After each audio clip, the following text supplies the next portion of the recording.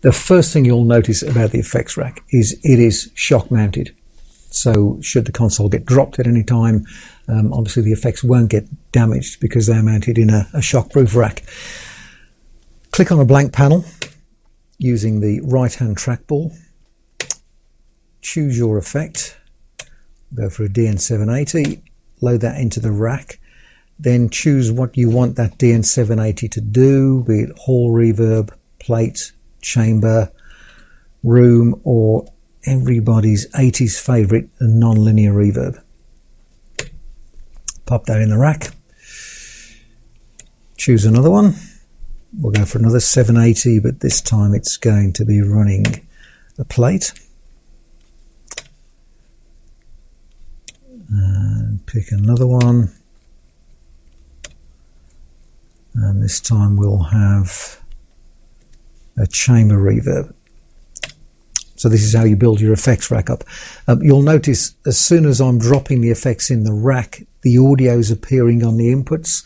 That's because I patched the sends and returns to the effects rack previously. So it's okay to do the patching beforehand. Whatever appears in that slot will then just pick up the audio from its location. The effects rack is snapshot specific. So having loaded 3 reverbs into the rack, if I recall my next snapshot, I can have a totally different effects configuration in the rack for my next snapshot, and then again the next snapshot can change everything in the rack totally. So there's no need to take the control surface offline to load a new plugin. It all just happens within a few milliseconds. One point about the effects, we have written all our own effects algorithms. There are 2 benefits for that. Firstly, it means there is no software in this console that we haven't written. So the chances of third-party software creating any instability is obviously non-existent. And secondly, all of our effects algorithms operate within the console's delay management system.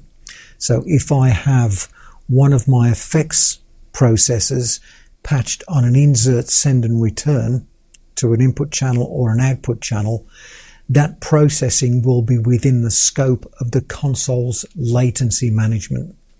So wherever I connect the effects, the latency management will always resynchronize the samples before it sums them together on the buses. So you can apply effects processing anywhere in the console and not worry about any differential latency because you're applying processing to one channel which isn't being applied to another.